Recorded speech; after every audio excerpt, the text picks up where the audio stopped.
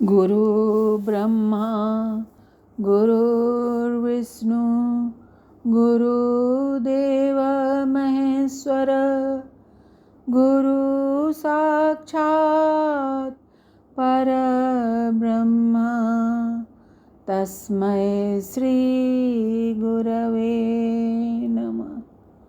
तस्मै श्री गुरवे नमः।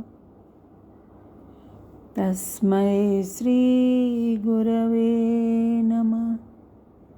जय गुरु, जय सीताराम। मैं नूतन रॉय, रांची झारखंड से आज बहुत से भक्तों के प्रश्न को लेके आई हूँ, जो हमारे परम गुरुदेव ठाकुर श्री श्री सीताराम दास ओंकार नाथ देव द्वारा रचित श्री ओंकार नाथ रचनावली से लिया गया है। जो प्रसंग तो सुनिए। बहुत से भक्तों के मनों में यह प्रश्न उठता है कि दीक्षा तो अनेकों ले लेते हैं, किंतु उससे काम कितनों का होता है। तो ठाकुर कहते हैं, अनुसंधान करने पर ज्ञात होगा कि अनेकों लोग तो क्षणिक इच्छा होने पर दीक्षा ले लेते हैं, किंतु तो 1 मास के पश्चात सब साधना छोड़ देते हैं। किसी प्रकार उठते बैठते 10 बार नहीं तो 108 बार जप पूरा कर लेते हैं। ऐसे शिष्य का सिद्ध गुरु भी क्या कर सकता है? क्या ही उपकार कर सकता है? चेष्टा तो करनी ही होगी। चेष्टा नहीं करने से किस प्रकार कार्य सिद्ध होगा? कभी कभी गुरु मंत्र ही गलत दे देते हैं, इस कारण उसका फल नहीं होता। तो प्रश्न उठता है, क्या मंत्र भी गलत हो सकता है? तो कहते हैं ठाकुर, मंत्र तो सब शिव द्वारा कहे गए हैं। इच्छानुसार कुछ भी गलत सलत कह देने से मंत्र नहीं हो जाता। इस प्रकार काट छाट कर मंत्र देने से शिष्य को आनंद की अनुभूति नहीं होती है।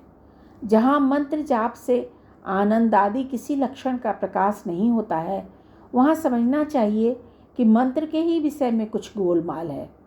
उस गलत मंत्र को त्याग कर अन्य मंत्र ग्रहण किया जा सकता है। गुरु के जीवित रहने पर तो उन्हीं गुरु से अन्य मंत्र लेना उचित है। अन्य गुरु के पास से ले लेने पर भी गुरु त्याग अथवा मंत्र त्याग नहीं हो सकता है। कारण मंत्र जो देते हैं वे ही गुरु हैं। भूल तो केवल अक्षरों के विषय में हो सकती है, उन्हें त्याग देने में दोष नहीं है। फिर भी उन्हीं पहले वाले गुरु के पास ही मंत्र ग्रहण करना चाहिए। गुरु एवं शिष्य दोनों ही पक्ष थोड़ा सजग रहे तो कोई झमेला न हो। जो कूप से जल लाकर रखते हैं और जल सत्र खोलकर बैठकर जलदान करते हैं, उनके पास जो प्यासा जाता है वही जल पीकर कृतार्थ हो जाता है। उसकी पिपासा मिट जाती है, वह शांत हो जाता है।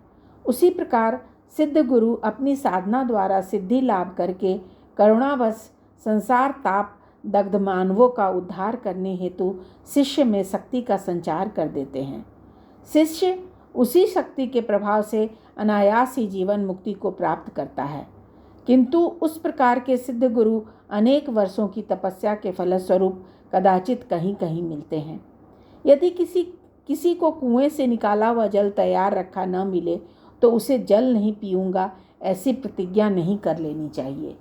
गुरुदत्त मंत्र रूपी घड़े को जल रूपी रस्सी से बांधकर कूप में डालकर जय गुरु कहकर खींचने से सुमधुर जल अवश्य ही प्राप्त होगा। उद्यम का फल मिलेगा ही। पिपासा यदि होगी तो जल का अभाव भी नहीं रहेगा। अभाव तो होता है पिपासा का।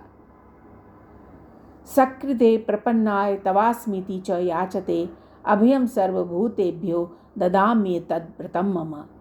एक बार जो भी कोई मैं तुम्हारा हूँ ऐसा भाव रख कर प्रार्थना करता है, वह कोई भी क्यों न हो, मैं उसे अभय दान देता ही हूँ। मैं तुम्हारी शरण में हूँ यही कहो और दिवा रात्रि जप करते रहो, सब ठीक हो जाएगा। पगली जाग उठेगी। शरणागत होने पर ठाकुर निश्चिंत होकर नहीं बैठ सकेंगे। किसी भी मूर्ति में आकर मंत्र चैतन्य कर देंगे। जापान मुक्ति, जापान मुक्ति, जापान मुक्ति न संशय। जय गुरु, जय सीताराम। जय जय गुरु, जय जय सीताराम।